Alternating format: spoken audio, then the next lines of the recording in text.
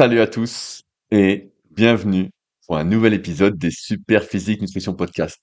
Je suis Rudy, cofondateur de cette marque de compléments alimentaires destinée à améliorer votre santé et vos performances, ainsi que de l'application SP Training qui vous aide à avoir un programme personnalisé et qui vous dit quoi faire à chaque séance en termes de séries, répétitions, temps de récup, avec notre fameuse méthodologie des cycles de progression. Bref, je vous invite fortement à l'essayer sur l'App Store et le Play Store. Aujourd'hui, c'est donc l'épisode mensuel où je suis tout seul, comme vous pouvez le constater, lorsqu'il y a des invités comme Fabrice, Clément et bientôt un nouvel invité qui va rejoindre l'équipe des podcasts. Et j'essaye en général de mettre en avant mes invités en leur posant des questions qui les mettent en valeur et qui leur permettent d'exprimer leur expertise. Et donc j'aime bien avoir ce temps chaque mois, ce sera peut-être un peu moins que chaque mois à l'avenir avec mon nouvel invité, pour vous partager ce que je découvre, ce qui m'intéresse, et en même temps répondre à des questions que je reçois, notamment qui sont posées sur les forums Superphysique, qui sont pratiquement les derniers forums du web, et à l'allure où va l'amélioration, je dirais entre guillemets, de l'IA. Bientôt les forums seront complètement désertés, tout comme les sites web. Et j'aime bien prendre ce temps mensuel, chaque mois, un petit rendez-vous pour partager, voilà, un peu ce que je découvre, ce qui m'anime, et répondre à ces questions qui restent sinon sans réponse, puisqu'à l'écrit, il est difficile d'être exhaustif, ou du moins d'être le plus complet possible. Et parfois, je trouve que les questions sont vraiment hyper intéressantes, et malheureusement, je peux pas prendre le temps d'y répondre plus que par quelques lignes, sauf dans ces podcasts. Alors, avant de commencer, euh, mais ça va introduire le premier sujet, et j'ai publié sur ma chaîne principale, Rudy Koya, le guide ultime de la longévité. Alors, je lui ai mis un titre un peu putaclic, ce que personne ne vous a jamais dit sur la longévité en musculation, qui est, je pense, la meilleure vidéo en termes de contenu que j'ai pu faire depuis que j'ai commencé la musculation, depuis que j'ai commencé les vidéos en 2007 et les articles en 2004. J'y ai associé un article qui est encore plus complet sur mon site rudykoya.com, et j'avoue avoir été surpris positivement de l'accueil que vous lui en avez fait.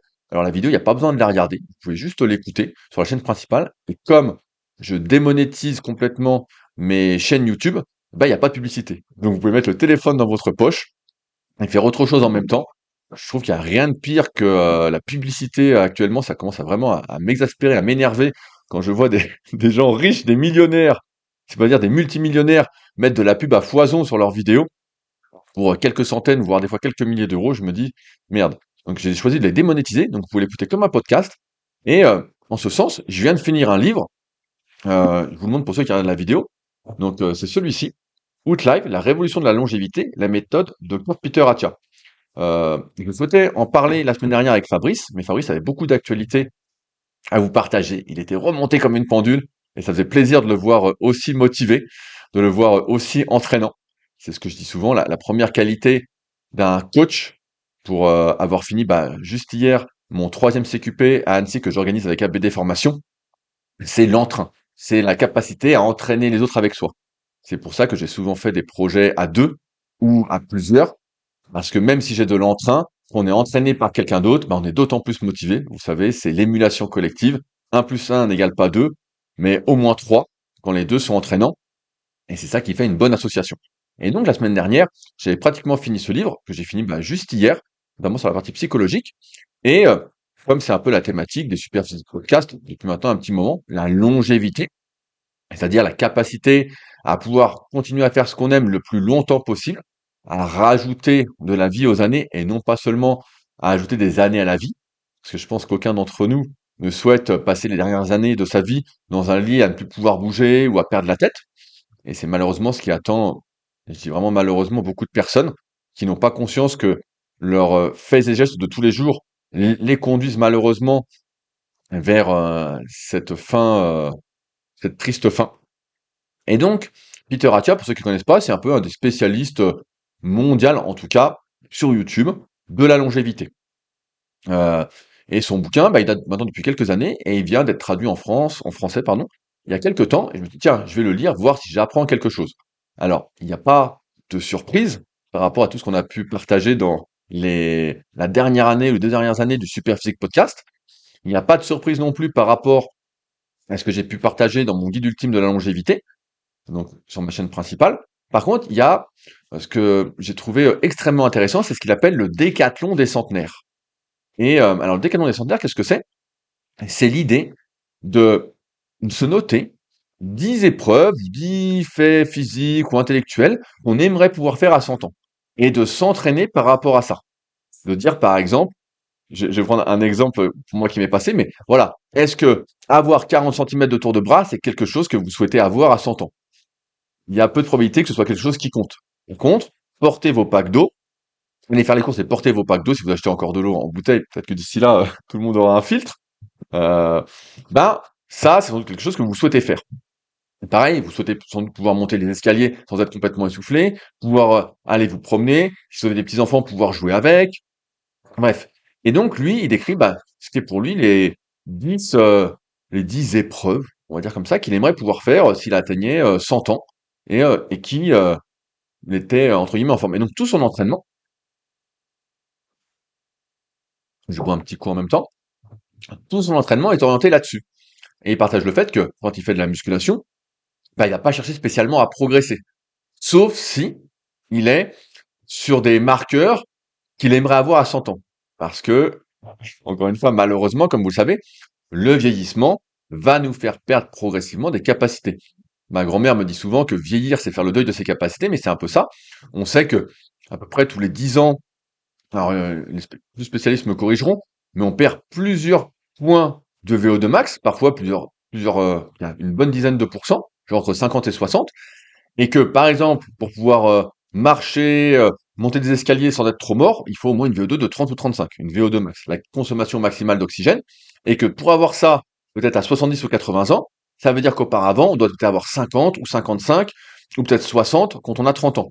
Ce qui va nécessiter un entraînement pour atteindre cette VO2 max quand on est plus jeune, pour pouvoir, avec le vieillissement, conserver suffisamment pour pouvoir faire.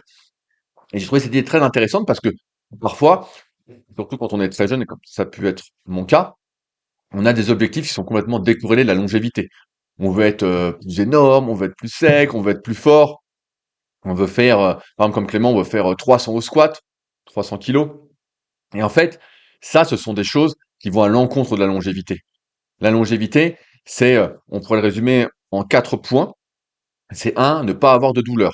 Même si on a tous une sensibilité qui est différente, qui est influencée par de nombreux facteurs, dont la psychologie, le stress, euh, la sensibilité de nos récepteurs, les pathologies qu'on pourrait avoir, même si c'est pas toujours relié, bah, déjà, c'est ne pas avoir mal.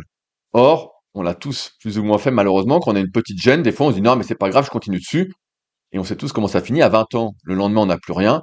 À 40, j'ai pas encore, mais pas loin. Bah, si on fait ça, on voit que ça passe pas. Et plus tard, ça installe carrément la douleur si on a une gêne et qu'on fait rien pour que ça passe. Le deuxième point, c'est est-ce qu'on est capable de bien bouger?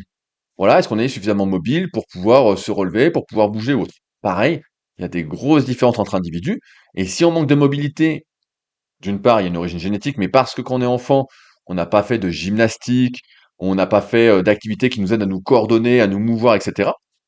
Et j'en parlais d'ailleurs avec un de mes élèves CQP qui vient d'avoir son CQP, Fred, euh, qui est un excellent professionnel pour ceux qui sont d'ailleurs sur Clermont-Ferrand. Sait-on jamais, il y en a qui seraient intéressés. Euh, on en parlait, lui il est entraîneur de gym à côté, il a fait de la gym pendant plus de 20 ans, et il entraîne bah, des jeunes, et il me dit chez les jeunes, en fait, on voit tout de suite que les enfants apprennent très très vite, etc. Et il me parlait de tous ses anciens copains aussi qui avaient fait de la gym avec lui, et tous ont une bonne mobilité, bougent bien, vieillissent beaucoup mieux. Alors qu'à l'inverse, pour moi personnellement qui ai fait 2 séances d'athlétisme à la rigueur dans mes grandes années quand j'étais enfant adolescent, une fois du tennis par semaine avant, et le karaté quand j'avais 5 à 8 ans, c'était une fois par semaine de faire des galipettes. Bon, autant dire que j'ai pas fait grand-chose et que je sens aujourd'hui que je suis limité par ma mobilité. Mais ça, c'est pareil. Si on va être capable de pouvoir faire, de pouvoir se relever de sa chaise quand on a 80 ans, 90 ans ou 100 ans, si on arrive jusque-là, ou même 70 ans, ben, il faut être capable de le faire avec des poids. De faire du squat gobelet, par exemple, à 20, 30, 40, 50 kilos en série, pour pouvoir, avec le vieillissement, cette perte inéluctable, pouvoir le faire. Ensuite, troisième point, pour moi qui est pas à sous-estimer, bah, et que je mets même avant les muscles et la force, c'est la VO2 max, notre capacité cardio vasculaire, déjà générale et ensuite globale. Donc ça, bah, c'est tous les efforts cardio que personne ne veut faire. C'est tous les efforts, faire de la basse intensité pour développer bah, son, on va dire sa densité mitochondriale, avoir plus de mitochondries, plus de capillaires, fonctionner de manière continue, puis aussi faire des efforts intenses pour développer l'efficacité de nos cellules, à produire de l'énergie et à continuer malgré les efforts. Et je mets seulement après la force, parce que la force, quand on fait de la mobilité, c'est déjà de la force.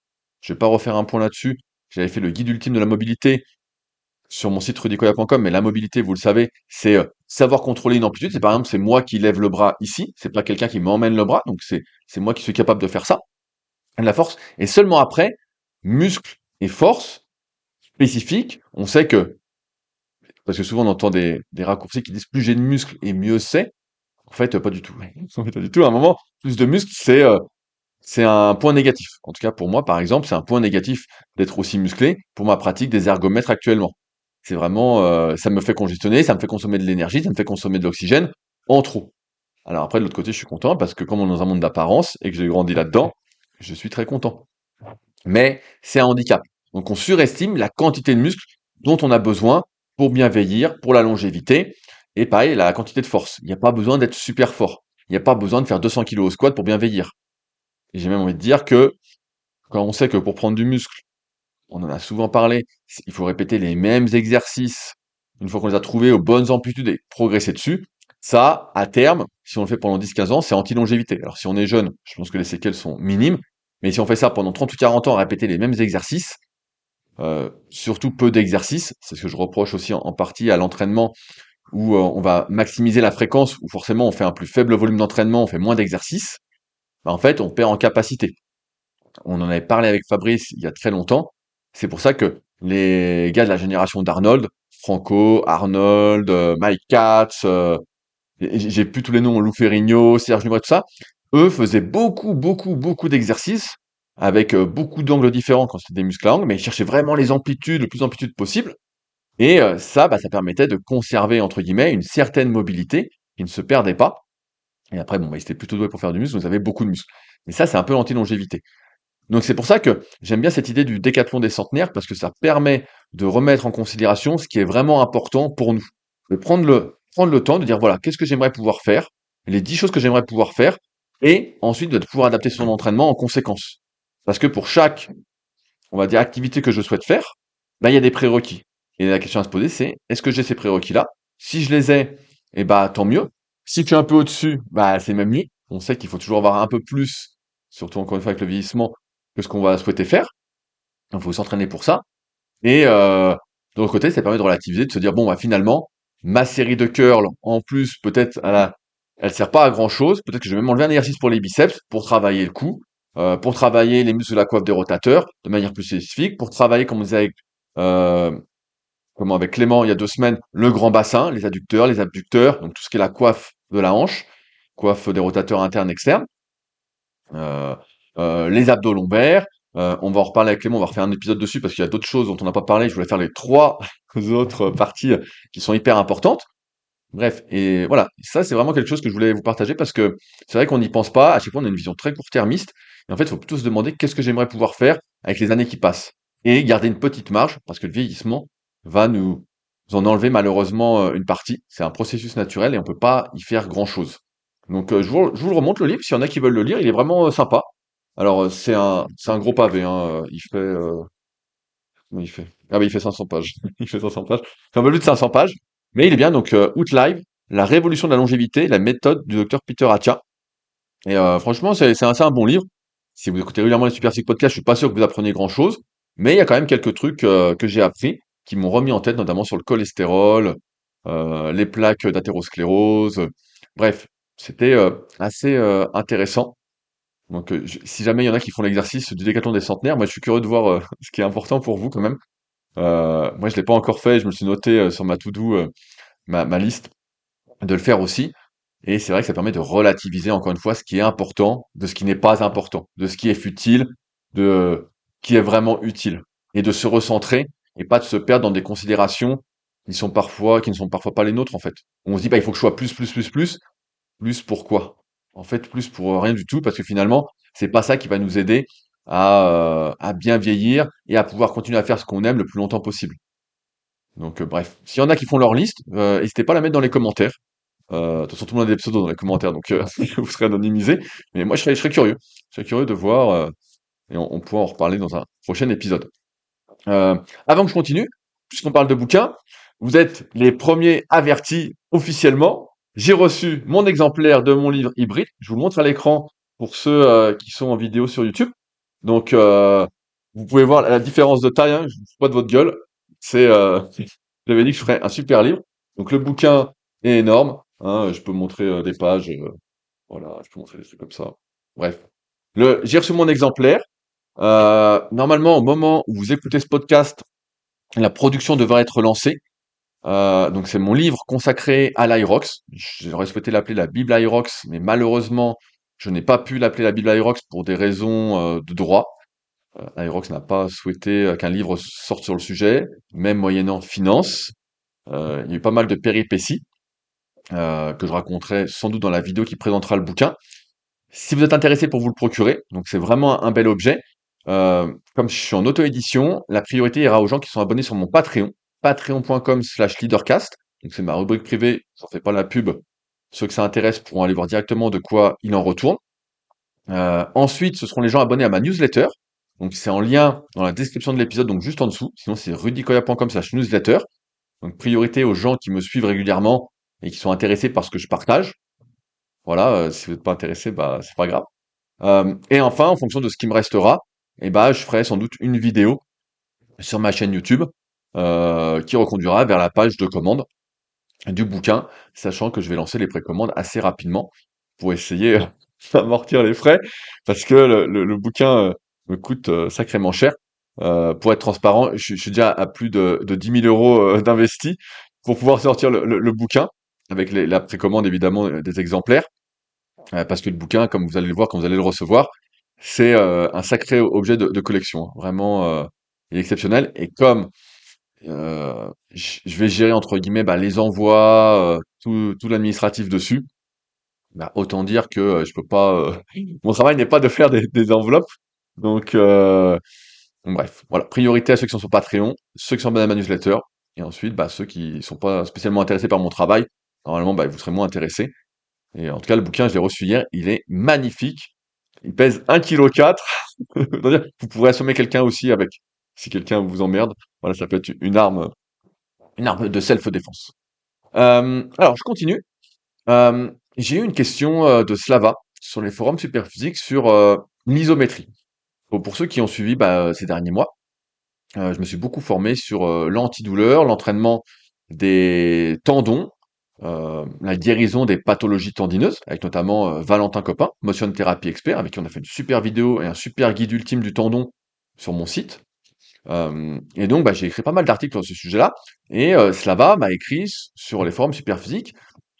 Et je vais lire en partie sa question parce que, et j'en reparle aujourd'hui parce que je vois que ce que j'ai essayé de transmettre n'a pas été complètement compris. Et comme vous le savez, je le disais en introduction, mon but c'est vraiment qu'on avance tous ensemble, c'est vraiment l'émulation collective. Sinon, bah, ça n'a pas trop de sens pour moi. En fait, s'il y a que moi qui réussis, en fait, je crois qu'aujourd'hui on peut tous réussir ensemble.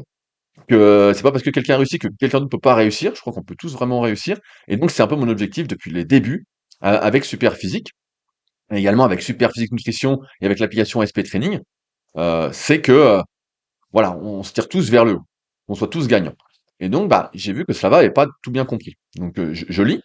J'ai deux questions que je me pose sur l'isométrie. Et bien qu'ayant lu ton guide ultime de l'isométrie il y a quelques mois, je ne crois pas avoir la réponse.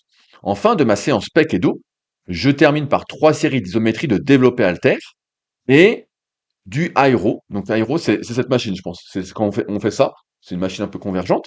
À environ 80% de mes charges de travail avec des maintiens de 45 secondes. Donc il fait 3 fois 45 secondes sur 2 exercices. Est-ce que ce type d'isométrie lourde en fin de séance constitue un stimulus réellement bénéfique pour l'adaptation et la qualité des tendons, ou est-ce que compte tenu de la fatigue accumulée après environ 1 heure d'entraînement, cela revient surtout à rajouter une contrainte mécanique sur les tendons déjà fortement sollicités, avec un risque de dégradation plutôt que d'amélioration? Donc ça, c'est la première partie. Je vous lirai la deuxième partie ensuite. Alors la question, elle est très très intéressante pour moi. En fait, quand le tendon, c'est deux choses. Je dis le tendon, mais c'est le tissu conjonctif. C'est tout ce qu'on appelle aujourd'hui bah, les fascias, les aponevroses. Pour ceux qui font les courses équipées, bah, ils voient par exemple le périmésium, l'endomésium, le périmésium. Bref, je sais plus, il y en a 3, mais bref, je vais peut-être répéter, bon, vous m'en voudrez pas. Heu, donc on veut en fait renforcer tous ces tissus qui en fait, nous assemblent complètement, où tout est relié dans le corps. C'est un peu ce qui nous fait, tenir debout, on va dire. Même si on pense que c'est les muscles, en fait, tous sont reliés par des tissus et c'est un peu ces tissus qui font notre architecture intérieure. Donc on sait que, entre guillemets, je dis «on sait» parce que voilà, on sait entre guillemets, c'est amené à évoluer. Ce que je pense savoir, en tout cas actuellement sur le sujet, c'est que quand on sollicite un tissu conjonctif, en partie de manière spécifique, il faut d'abord réfléchir en termes de tissu, c'est-à-dire en termes de muscles. Voilà, pour simplifier. Par exemple, si je veux renforcer les pecs, donc je vous montre à la vidéo pour ceux qui sont sur YouTube, je vous invite à venir sur YouTube pour ceux qui écoutent ailleurs pour voir ce dont je veux parler. Bah, si je fais cette isométrie ici, donc en position un peu d'étirement, on va en parler un peu après, mais plus je suis en position d'étirement, plus je mets mes tendons, mes tissus conjonctifs en tension, parce que mes muscles peuvent pas vraiment se contracter. On dit que quand ils sont étirés, ils sont comme ça, c'est la règle, pardon, de la relation tension-longueur. Et ben en fait, j'ai peu de myofilaments qui peuvent se connecter, ça fait ça. Voilà, je me mets face à la caméra, ça fait ça. Et donc c'est beaucoup les tissus conjonctifs qui supportent. Donc plus je suis en position d'étirement, plus je mets mes tissus conjonctifs en tension. Donc si je fais une pause, par exemple, en bas du développé couché, et j'attends ici, juste avant les pecs, bah, je vais renforcer mes tissus, effectivement, dans cette position. Or, c'est pas hyper spécifique, parce qu'on sait que quand on fait de l'isométrie, on se renforce surtout 15 degrés au-dessus, 15 degrés en dessous de l'amplitude. Donc, c'est-à-dire que quand je suis là, si je le fais ici, je me renforce un peu ici et un peu ici. Un peu là, un peu là. Or, j'essaie de faire simple, nous, ce qu'on souhaite, c'est renforcer, entre guillemets, dans une optique longévité, nos tissus, nos muscles et leurs tissus associés, en position d'étirement la plus importante, en y allant progressivement. Si au début on n'est pas capable, bah, on réduit un peu l'étirement, on réduit un peu l'amplitude. On est toujours beaucoup moins fort que ce qu'on pense, hein, je préfère le dire. Et moi c'est pareil, hein, donc c'est pour ça que je peux bien vous en parler. Euh, on sait que quand on progresse vraiment sur des positions d'étirement, bah en fait le gain se fait sur toute l'amplitude pratiquement. Donc pour mettre le pec vraiment en tension, il faut que je fasse une rotation externe ici. Je mets un poids dans la main, par exemple, et je tiens comme ça. Et là, c'est là que je mets le grand pectoral le plus en tension possible avec ces tissus. Donc, faire de l'isométrie comme ça peut avoir du sens. Mais si je souhaite vraiment me renforcer pour en même temps faire de l'incliné, du décliné, des écartés à différents angles, j'ai plus intérêt à faire ça en isométrie. OK? Donc pareil pour le dos. Comment je mets le dos vraiment en tension? Si je veux renforcer le grand dorsal, bah, l'exercice du pullover, par exemple, comme ça, en attendant en bas dans une position où je suis bien, où je suis à l'aise, euh, en essayant d'avoir de plus en plus d'amplitude si j'en manque, progressivement au fil des séances. Voilà, ça c'est vraiment très spécifique. Et quand je fais cette isométrie pendant au moins 45 secondes pour toucher toutes les fibres, euh, entre guillemets, je dis toutes les fibres, de mes tissus conjonctifs, de mes tendons, du moins qui sont mises en tension de manière proche par l'activation du muscle en question, et bah, je sais que je touche toutes les fibres avec ces 45 secondes. C'est ce qu'on appelle le stress relaxation, qui est expliqué dans le guide ultime de l'isométrie, le guide ultime du tendon, et sans doute le guide ultime de la rééducation, que j'ai appelé rééducation, mais qui est plutôt de la réhab, encore une fois sur mon site personnel. Et rudicoya.com, pour ceux qui l'auraient oublié, même si j'arrête pas de le citer. Ok, donc déjà, cela va. Et pour ceux qui m'écoutent, c'est mieux de réfléchir en tissu. Donc ça, c'est de l'anatomie. C'est sûr que ça n'a pas l'air très abordable au premier abord, mais en fait, faut juste se dire comment je peux mettre le muscle en étirement le plus possible. Donc si vous prenez un bouquin d'anatomie, ou même si vous regardez la rubrique anatomie sur Superphysique, promis, elle est très courte, c'est de tout petits articles, et que vous voyez comment sont alignées les fibres, vous allez comprendre comment mettre en tension le pec, par exemple. À chaque fois, il faut réfléchir à ça, comment je mets en tension le muscle pour et ses tissus associés pour pouvoir faire de l'isométrie. Ensuite, cette isométrie, bah, elle va surtout nous aider à développer ce qu'on appelle la qualité du tissu conjonctif, c'est-à-dire la composition, la répartition en collagène. C'est pour ça qu'avec Superphysique, par exemple, on propose du collagène breveté, type 1, type 2 et type 3, mais c'est surtout type 1 et type 2, parce que en fait, on sait que dans les tendons, le type 2, dans mes souvenirs, c'est plus pour le cartilage, ce qui peut avoir de l'intérêt aussi. Euh, et bah, le type 1, c'est celui qui nous intéresse, c'est celui qui fait la qualité. En fait, par cette isométrie qui est pas si lourde sur les tissus, euh, on va, en fait, au bout d'un moment, au bout de, je sais plus, c'est 30-40 secondes, il va y avoir une sorte d'étirement du tendon, le muscle se raccourcit, en fait, quand on est en isométrie, au bout d'un moment, et ça va étirer un peu le tendon. C'est ça qu'on veut, en fait. On veut l'étirer un petit peu pour que lui, en fait, reçoive le signal à toutes ces fibres qui va être utilisé et qui doit donc s'adapter aux contraintes Encore une fois, si on est très progressif. Si on n'est pas progressif, surtout avec les années, il va vite nous le faire sentir, et c'est qu'on aura dépassé nos capacités. OK? Donc ça, c'est le premier point. Ensuite, est-ce que ça a du sens de le faire en fin de séance? Personnellement, c'est comme ça que j'avais commencé, mais en fait, ça a beaucoup plus de sens de le faire en début de séance. Alors certes, ça peut fatiguer un petit peu, mais on en revient à ce que je disais en introduction du podcast, il vaut penser longévité, quitte à mettre moins lourd sur ces exercices après. Parce qu'on sait que le tendon, les tissus associés aux muscles en question, ou aux groupes musculaires qui vont être sollicités, ont comment? Un temps de travail moyen autour de 15 minutes. Au-delà de ces 15 minutes de travail, en fait, ils deviennent réfractaires aux adaptations. C'est comme si, en fait, on les avait trop travaillés, et en fait, tout ce qu'on fait de manière supplémentaire ne va pas les aider à se renforcer. Donc, si je suis dans une optique de longévité, j'ai tout intérêt à faire mon isométrie en début de séance, avant mes exercices, ce qui peut d'ailleurs faire office d'un très bon échauffement. Personnellement, dans les coachings à distance que je fais via mon site rudicola.com aussi depuis 2006, donc quand j'étais le tout premier à coacher, pour ceux qui se rappellent, qui sont là depuis plus de 20 ans avec moi, euh, bah, souvent, je mets les abdos en premier, tout l'exercice de gainage un peu, parce que tout ce qui est en isométrie permet de générer beaucoup de chaleur. Il y a une sorte de déperdition énergétique qui est accrue avec l'isométrie par rapport au mouvement, ce qu'on appelle anisométrique, on alterne concentrique et excentrique, et donc c'est un bon moyen de bien s'échauffer, surtout actuellement où il fait assez froid, il neige chez moi, pour tout vous dire, c'est pour ça que la lumière est pas exceptionnelle malgré les phares que j'ai de chaque côté pour le podcast, bah, ça a plus de sens de faire ça en début. Quant à la durée, alors 45 secondes c'est très bien. Si on n'a pas de douleur ou de pathologie tendineuse, une fois 45 secondes, ça suffit. Il n'y a pas besoin de faire 3 fois 45 secondes. 45 secondes, allez, on peut pousser à une minute. Voilà, pour dire, voilà, on a fait largement le temps qu'il fallait. On fait une minute sur l'intégralité des tissus qui vont être sollicités durant la séance en isométrie pour mettre un peu, pour remettre les tendons en tension légèrement en étirant les tissus. Et ensuite, on peut faire sa séance. Donc ça va quand même réduire sacrément la durée de l'isométrie. Au lieu de faire 3 fois 45 secondes, on fait une fois une minute par partie. Par contre, si on a une pathologie, dans ce cas-là, on a mal, on a dépassé ses capacités, bah effectivement, dans ce cas-là, ça veut dire qu'on a plus sans doute la qualité nécessaire pour supporter des contraintes. Et donc, bah là, effectivement, il faut passer plus de temps. On parle de 3 fois 45 secondes, voire 4 fois 45, des fois 5 fois 45 dans certaines études. Après, elles sont faites assez sur le court terme, mais voilà, il faut pas hésiter à faire. Et là, dans ce cas-là, bah, c'est un autre travail et il faut adapter tout son entraînement pour éviter de trop tirer dessus. Je vous fais pas un topo là-dessus, mais voilà comment on doit réfléchir. Dans une petite longévité, je pense que c'est un bon échauffement et c'est comme ça que personnellement je l'intègre dans ma pratique aujourd'hui. La deuxième partie de la question, dans une optique d'amélioration de la qualité de ses tendons, dans un cadre de musculation. Pourquoi privilégier ce type d'isométrie par rapport à une série dynamique réalisée en tempo, 4 secondes en concentrique et 6 secondes en excentrique?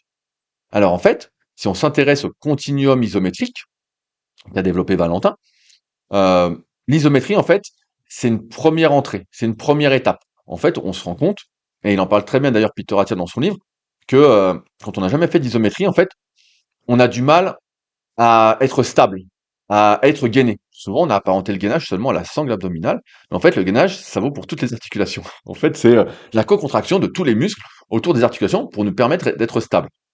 Et l'isométrie, bah, nous permet de déterminer une amplitude, un angle en tout cas, une durée facilement et une résistance. Donc ça nous permet d'avoir des repères sur lesquels progresser. Cycle de progression, voilà, ça ressemble à ça. Et souvent, on va se rendre compte qu'on est très très nul en isométrie. Vraiment, la première fois que j'ai fait de l'isométrie, par exemple pour les avant-bras, en curl pronation, parce que j'avais souvent des petites douleurs aux muscles extenseurs du poignet, parce que forcément, je les travaillais pas. Voilà, on en a parlé encore une fois avec Clément il y a 2 semaines. Bah, au début, à 8-10 kilos, donc avec la barre tout compris, bah, ça me tirait. Vraiment, c'était pas bon. Aujourd'hui, je fais ça à, regarde, je fais ça à 23 kilos, 3 séries de 45 secondes, parce que bon, j'ai encore un peu des petites gênes, mais ça passe bien. Voilà. En fait, ça, c'est la première étape. OK? Ensuite, effectivement, la deuxième étape, ça va être euh, de faire de l'excentrique. Je fais un raccourci, mais pour la compréhension, ça va être justement de faire de l'excentrique lent. Donc, de l'excentrique lent, en s'imposant également un temps sous tension relativement important. On en revient, encore une fois, assez autour de 45 secondes. Donc, ça veut dire qu'effectivement, je peux ralentir la phase excentrique en 4-5 secondes et faire, par exemple, des séries de 8, parce qu'il y aura la phase concentrique aussi. Ça peut jouer aussi, dans un deuxième temps. Et après, pour travailler plus tout ce qui est capacité du tendon, bah là après on va arriver sur des mouvements classiques, des mouvements avec de la vitesse, peut-être de la pliométrie si on en a besoin via sa pratique, et là c'est un autre travail. C'est pour ça que il y a en fait, faut pas se contenter d'une seule contrainte sur les tendons et sur les muscles, dans une optique de longévité. C'est pour ça que, par exemple, faire un peu d'isométrie, c'est bien, faire un peu d'excentrique lent, c'est bien, faire un peu d'explosif, bah, c'est très bien. Ce qu'il faut, c'est ne pas faire qu'une seule. Si je suis tout le temps rapide, bah, faut que je sois lent de temps en temps. Si je suis tout le temps lent, faut que des fois je sois rapide. En fait, c'est pas plus compliqué que ça. J'ai le droit d'être en contrôle, mais j'ai le droit d'être moins en contrôle aussi. Ça, c'est si on veut les tendons, les tissus conjonctifs les plus renforcés possibles. Bien sûr, j'invite à la prudence, puisque vous le savez aussi bien que moi, c'est quand on met de la vitesse qu'on se fait mal. C'est à chaque fois, c'est le sprint qui défonce. Si on court tranquille, il y a moins de chances. Alors après, on va se blesser différemment. On aura plus des pathologies de surcharge à cause du volume, si on court longtemps, etc. Alors que là, c'est beaucoup plus traumatique quand on fait un sprint et qu'on cherche à accélérer. C'est pour ça qu'il y a un temps pour tout et que l'isométrie, je pense, en début de séance, a du sens pour moi, que s'échauffer tranquillement, ça a du sens. Et après, bah, en fonction d'où vous en êtes dans votre pratique et de vos objectifs, par rapport au décathlon des centenaires par exemple, ben vous allez choisir comment vous entraîner. C'est sûr que pour prendre du muscle, vous n'avez pas intérêt à trop ralentir votre excentrique, parce que c'est difficile à mettre en place ensuite, de mettre en place une progression avec. Donc c'est pour ça qu'on recommande en général de contrôler la phase négative en 1 à 2 secondes, voilà, en restant en contrôle, pas faire un rebond, et ensuite d'utiliser ses muscles pour pousser le plus fort possible, le plus rapidement possible, sans que ça devienne n'importe quoi. Si après c'est grâce à l'élan que vous remontez, ça a beaucoup moins de sens. Ça a beaucoup moins de sens. En tout cas, d'un point de vue musculaire. Après, d'un point de vue de la force, bah là, ça a du sens. Mais tout dépend encore une fois de ce que vous souhaitez faire quand vous aurez 100 ans. Si vous arrivez jusque-là, en tout cas, bien vieillir, ça se prépare, comme dirait Peter Attia sur le bouquin. Euh, donc voilà. Donc l'excentrique, ça lance, ça a du sens aussi. Il faut varier un peu les contraintes pour essayer d'être renforcé sur le plus grand spectre possible. C'est un peu comme les exercices en muscu. Si on se contente de toujours faire les mêmes, et qu'en plus on est un adepte de la haute intensité et d'une haute fréquence, bah on fait très peu d'exercices, alors que celui qui fait, je prends un exemple pour les pecs, du couché, de l'incliné, des écartés, il cherche l'amplitude du pullover, bah il étire dans tous les sens. En fait, dans sa séance, il fait déjà un peu tous les angles. Si à l'inverse, je fais que du développé couché et du développé incliné, je fais plus d'exercice d'écarté et de pullover, je perds ma capacité en, en abduction, en écartant. Donc j'arrive pas à faire de l'abduction. Je vois beaucoup de gens des fois en coaching premium, vous savez les analyses que je fais à Annecy, que je propose. Euh, pour ceux qui sont intéressés, n'hésitez pas à me contacter. Mais en fait, ils sont bloqués ici. Donc forcément, quand ils font un développé couché qui sont là, ça leur tire. Mais si je fais souvent des écartés, bah j'ai pas ce souci-là. Surtout si je limite pas l'amplitude et que je le fais bien en contrôle, en contrôlant ma phase excentrique, etc. On pourrait même dire qu'il y a des exercices qui se prêtent beaucoup plus à l'excentrique lent. C'est souvent l'exercice qui étire. Exercices qui sont plus pour mettre un peu plus de vitesse. C'est plus l'exercice polyarticulaire parce que normalement, ils ne nous mettent jamais dans des positions de surétirement. CF, le tome 1 et 2 de la méthode superphysique, où je partage toute ma philosophie autour de la morpho-anatomie. J'en reparlerai d'ailleurs bientôt, parce que j'ai encore entendu quelqu'un qui me disait que ça n'existait pas. Je ne vais pas en tenir compte pour faire son programme. Bah, j'aimerais bien, j'aurais bien voulu. J'aurais bien voulu. Ça n'existe pas, comme ça j'aurais pas eu de plein de problèmes et des solutions à vous partager. Euh, donc voilà, donc j'espère que c'est un peu plus clair sur l'isométrie, l'entraînement des tendons, en tout cas en partie. Euh, et oui, et je disais, je refais un point, pardon. Pour ceux qui font peu de volume d'entraînement et qui font de la fréquence, dans ce cas-là, moi je serais plus pour alterner les exercices de séance en séance. Mais là, c'est beaucoup plus compliqué de mettre en place une progression. C'est pour ça que je préfère aussi faire des séances ciblées sur un groupe musculaire dans une optique de prise de muscle et même de longévité, parce que je vais pouvoir mettre plusieurs exercices et varier les angles, les contraintes, et ainsi toucher plusieurs parties, on va dire, de ces tissus et des muscles. Je le rappelle rapidement, le muscle se contracte par compartiment et non pas suivant la loi du tout ou rien qu'on pensait auparavant. La force se diffuse de manière non pas comme ça, mais elle fait ça. Bon, je trouve pas les mots, mais vous aurez compris avec mes petits schémas. Voilà, j'ai mon stylo. Chut. Avant, on pensait qu'elle traversait. En fait, elle part en haut, elle part en bas. Et donc, à l'autre bout du muscle, eh ben, il y a beaucoup moins. Il y a beaucoup moins. Bref, on pourra en reparler si ça vous intéresse. C'est en partie ce que j'apprends à mes élèves en CQP, BP et DEGEPS. Euh, N'hésitez pas à me dire si c'est bien clair pour vous. Donc là, j'essaie d'être le plus clair possible sur le sujet. Un autre sujet que je voulais aborder, je l'ai eu ce matin. Je l'ai vu ce matin, il était posté hier. C'est Linearity sur les forums Superphysique. Et en fait, il a une absence de sensation quand il s'entraîne. Donc, il n'a pas de sensation d'étirement ou de contraction pendant l'exercice. il n'a pas de sensation de brûlure en toute fin de série, et il n'a pas de sensation de congestion en fin de série. Et il a l'impression que les sensations, bah, c'est hyper important pour progresser, que c'est un élément central. euh, et comme j'en parlais déjà, je pense en 2007 ou 2008 sur mon blog de l'époque, qui est devenu la rubrique articles, voilà, où j'écris vraiment des super pavés, des articles vraiment références. Moi, j'essaye.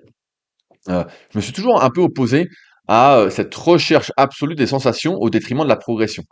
Parce que quand on débute la musculation ou qu'on n'est pas très musclé, voire pas du tout musclé, voilà, on a des petits muscles pas développés, c'est normal de pas sentir grand-chose. C'est normal que ça ne congestionne pas, ou du moins très peu. C'est normal que ça ne brûle pas, parce qu'encore une fois, il n'y a pas suffisamment d'énergie d'énergie produite, on va dire. Je vais pas assez loin dans l'effort pour que ça se produise. Quant à la sensation de contraction et d'étirement, bah, beaucoup d'entre nous sont anesthésiés. C'est ce que j'expliquais dans la première partie du guide ultime de la rééducation. Des fois, il est nécessaire de réactiver ces muscles parce qu'on n'est pas capable de les activer, on a perdu, c'est l'amnésie musculaire. On a connu ça pendant une grande période avec les fessiers, mais en fait, c'est commun à beaucoup de groupes musculaires qu'on a, on n'arrive plus à les activer, et donc on va surcharger d'autres muscles qui vont surcharger une articulation, et ça peut être une des causes, entre guillemets, de la douleur. Des douleurs qu'on pourrait avoir, une partie ne s'active plus. Et dans ce cas-là, il faut réactiver en faisant des contractions isométriques. On y revient. Bref, donc moi je m'inquiète pas trop pour l'inerity à ce sujet-là, parce que normalement les sensations, elles se développent au fur et à mesure qu'on progresse et qu'on fait des entraînements qui sont effectivement, de plus en plus, intenses et volumineux. Je prends un exemple, je me souviens de Thierry de Sagalos sur les forums Planète Muscle, il y a une vingtaine d'années aussi, et il y avait pas mal de personnes, des fois qui disaient: «Ouais, moi je fais ça comme entraînement, je comprends pas, je progresse pas, je sens rien» et cetera. Et souvent ces personnes, c'était celles qui s'entraînaient, on va dire, de manière un peu molle, avec peu de volume. Elle faisait un exopec, elle faisait du full body 3 fois par semaine, elle disait: «Bah, je comprends pas, j'ai pas de sensation, je progresse pas». Et donc je caricature volontairement, évidemment. Et lui avait dit: «Mais attendez, lui s'entraînait en split, comme la plupart des pratiquants naturels de musculation qui ont atteint un bon physique, en tout cas qui ont eu ce bon physique grâce à cet entraînement, commun à beaucoup. Et donc, lui, il disait: «Bah, écoute, fais une séance classique en split». Il mettait un exemple de programme, par exemple, l'exemple pour les pecs que je vous ai cité précédemment, qui tient pas compte des différences morpho-anatomiques ou autres, mais c'est pas grave, pour l'exemple. Et là, comme par hasard, bah, la personne avait effectivement une sensation. Elle congestionnait, elle développait ses capillaires, ses mitochondries, elle produisait plus d'énergie parce qu'il y avait beaucoup plus de volume à supporter. Donc forcément, tu étais obligé de produire plus d'énergie. Et puis progressivement, ça fait un peu effet boule de neige. Comme elle congestionnait, ça brûlait, elle était motivée à progresser plus. Vous savez, c'est une sensation un peu enivrante. Et donc, ça faisait un peu effet boule de neige. Ça faisait un peu effet boule de neige. Malgré tout, les sensations, elles sont pas non plus à négliger. Même si je mise plutôt pour la progression et l'utilisation des bons muscles, en tout cas dans une optique hypertrophie et dans une optique longévité, euh, il n'empêche que c'est important de se connecter à soi-même. Aujourd'hui, on est quand même dans une société où on est complètement déconnecté de nous-mêmes. Le temps passe très très vite. On est sans arrêt pressé. Encore auparavant, j'étais au téléphone. On essayait de m'en faire plus sur d'autres projets que je pouvais avoir. C'est pas du tout mon but. Et j'aime bien mon équilibre, la vie que j'ai actuellement. Et j'essaie surtout de pas en faire plus. Je me retiens parce que je sais que ça ne sert à rien et ça fait pas partie du décathlon, de mon décathlon de mes 100 ans, du décathlon du centenaire, comme dirait Peter Attia. Et donc, en fait, on est complètement déconnecté de soi. Des fois, on peut avoir des douleurs ou autres, et en fait, on les sent pas parce qu'on est complètement déconnecté, on est dans le jus, on est occupé, on a la tête ailleurs. Et c'est vrai que une bonne partie de la longévité et de la bonne santé, bah, c'est de se reconnecter à soi-même, d'essayer de se décrypter, de se comprendre, de voir ce qu'on a, etc. Et c'est sûr que si on va à la salle, qu'on est pressé, qu'on court après tous les exercices, qu'on prend pas son temps de s'interroger, qu'on s'introspecte pas, parce que les sensations, c'est ça aussi, c'est l'introspection. Alors bien sûr, faut pas, comme disait Jean-Luc Favre dans Devenez champion du monde, faut pas non plus trop s'écouter, parce que si on recherche que les sensations, les sensations, les sensations, à la fin, on fait des séries de 30 à 8 kilos au curl, et puis en fait, ça donne pas plus de bras à terme. Il y a un entre-deux. Mais si on arrive à se reconnecter à soi progressivement, et pareil, quand je dis progressivement, ça peut prendre des mois, des années. Je sais pas quel âge vous avez, mais voilà, c'est pas souvent on cherche des solutions miracles. J'ai mal quelque part, je veux faire un exercice et puis avoir mal. C'est pas comme ça. Il va falloir le faire un certain nombre de fois, cet exercice. Mais tout ça pour dire que moi, ça me semble pas déconnant, si on débute la musculation, de pas avoir trop de sensations. Si on s'entraîne avec un faible volume, de pas avoir trop de sensations. Si on force pas beaucoup, de pas avoir trop de sensations. Mais ça va venir progressivement. Et c'est pas le plus important. Le plus important, en tout cas dans une optique d'hypertrophie, de prise de muscle, même de prise de force, c'est de progresser en s'appliquant sur ces mouvements, comme on disait tout à l'heure, en fonction des différents types d'exercices, des différentes fourchettes de répétition, et les sensations vont arriver, comme un bonus, comme un effet boule de neige. Et c'est normal qu'au début, en fait, on n'en ait pas beaucoup, et peut-être même qu'on soit anesthésié de ces sensations. J'en parlais en début de podcast. La douleur, par exemple, c'est très individuel. Bah, la sensation de brûlure aussi, la sensation de congestion aussi. Je sais que moi, j'ai toujours énormément congestionné. Entre à chaud et à froid, bah, j'ai parfois l'impression de doubler de volume en exagérant. Arnaud, qui a fait beaucoup de vidéos avec moi pendant longtemps, bah, c'est pareil, il congestionne beaucoup. Et il y en a d'autres qui congestionnent pas beaucoup. Je me souviens sur les forums, avant que ça s'appelle Super Physique, Smart Weight Training, il y avait des gars, ils faisaient des séances de muscu, on mesurait le bras entre à chaud et à froid, entre à froid et à chaud, pardon, pour voir les différences. Et il y en a, ils prenaient genre 0,5 cm, quand certains prenaient 2 cm, 3 cm à chaud. Car moi, c'était mon cas, je prenais 2-3 cm à chaud. Et encore aujourd'hui, si je fais les bras, je vois bien que ça gonfle à crever. Et en fait, on a quand même une capacité aussi différente de congestion. Alors certes, on pourrait essayer de l'expliquer hypothétiquement par plus de capillaires, des veines beaucoup plus grosses, qui apportent plus de sang, moins peut-être de mitochondries, ce qui fait qu'on a du mal à resynthétiser de l'ATP, de l'énergie, durant ces séries. Donc en fait, ça brûle, ça brûle, ça brûle, on continue, ça dilate, ça dilate, ça dilate. On a une mauvaise VO2 locale, comme je dirais, un mauvais développement des éléments non contractiles de la cellule, musculaire en tout cas. Mais pour moi, c'est pas très alarmant. En fait, encore une fois, pour avoir des sensations, il faut avoir du temps, se poser, faire son entraînement sans se presser. Et c'est pareil pour tout ce qu'on a dans la vie. Si on fait pas attention à ce qu'on a, bah, en fait, et qu'on est toujours pressé, bah, on passe à côté de certaines choses. On en revient à ce que je disais tout à l'heure, le décathlon des centenaires. En fait, il faut vraiment faire attention à soi. Il faut vraiment faire attention à soi. Et les sensations en musculation, elles vont arriver progressivement avec un entraînement, on va dire standard, comme propose par exemple l'application SP Training.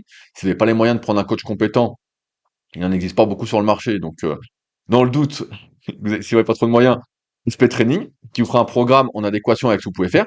Et si vous suivez les cycles de progression de l'application, qui vous dit quoi faire à chaque séance, bah, progressivement, les sensations vont arriver. Après, elles ne sont pas essentielles non plus. Elles font partie du schmilblick. C'est pas le facteur numéro un, c'est pas le dernier facteur, c'est un ensemble. C'est comme la douleur, c'est multifactoriel, c'est comme la réussite, c'est multifactoriel. Bah là, c'est pareil. Les sensations sont une partie du schmilblick, mais s'il y a que les sensations, eh ben, on peut passer à côté du vrai stress important pour nous aider à progresser. Et dans ce cas-là, bah, en fait, on s'entraîne un peu pour rien. C'est comme si je fais des séries de mollets à vide. Sur une marche, je fais des séries de 25 ou 30. Ah oui, ça brûle, ça brûle, ça brûle. Ça fait pas prendre de mollets. Par contre, si je fais des séries de, allez, 12 à la presse à cuisse à une jambe, pour les mollets, des extensions mollets, bah, j'ai beaucoup moins de sensations, mais là, ça fait prendre des mollets, par exemple. Là, voilà, là, ça a plus de sens. Donc, c'est pourquoi encore une fois, c'est vraiment à mettre en parallèle du reste, et c'est normal, au début, de ne pas avoir de sensations, ou si on fait peu de volume d'entraînement, de ne pas avoir beaucoup de sensations, parce qu'on n'a pas développé suffisamment ses capillaires, ses veines, etc. Donc, rien d'alarmant pour moi. Tant qu'on progresse à l'entraînement, tant que tout va bien, ça va venir. Encore une fois, il n'y a rien qui se fait du jour au lendemain, mais je crois que vous le savez déjà. Voilà ce que je souhaitais vous partager pour aujourd'hui. Je pense que j'ai rien oublié des sujets que je voulais aborder. Je rappelle encore une fois qu'on a notre marque de compléments alimentaires superphysique-nutrition.fr, qu'on n'arrête pas d'améliorer, qu'on est l'alternative humaine aux marques fonds d'investissement. Je crois que j'ai assez milité sur l'aspect humain ces dernières décennies pour ne pas avoir à jouer un autre jeu. Je vous mets le lien pour ceux que ça intéresse. C'est le premier lien dans la description et c'est également le premier lien en commentaire. C'est le commentaire épinglé que je mets. Donc n'hésitez pas à aller faire un tour sur la boutique superphysique-nutrition.fr. À mon avis, vous pourrez pas être déçus. Je mets également d'autres liens dans la description dont j'ai parlé, comme là le lien pour ma newsletter. Et s'il y en a qui veulent aller plus loin avec mes services, notamment de coaching ou autres, vous savez comment faire. rudicoya.com. J'ai hâte de voir votre décathlon des centenaires. En tout cas, je suis curieux de voir. Ça, je suis curieux pour voir comment je vais poser sur le mien. Comme ça, on pourra en reparler peut-être la prochaine fois avec Fabrice si je le chauffe sur le sujet, s'il n'a pas trop à dire. Et voir si on converge tous ou presque dans la même direction. Ça m'étonnerait que quelqu'un mette je veux 40 centimètres de tour de bras à 100 ans. Ça m'étonnerait que ce soit. On est plus dans le faire que dans le paraître. Alors que quand on est jeune, on est plus dans le paraître que dans le faire. Bref, merci d'avance à ceux qui partageront, commenteront, likeront. Euh, Merci de votre aide afin de nous aider à faire mieux ensemble que seul. Comme j'ai dit, on gagne tous ensemble ou personne ne gagne. En tout cas, c'est ma philosophie depuis maintenant un petit moment. Je vais dire depuis que j'ai commencé à partager, il y a maintenant plus de 20 ans. Bref, je vous laisse là-dessus. On se retrouve la semaine prochaine pour un nouvel épisode. Salut à tous.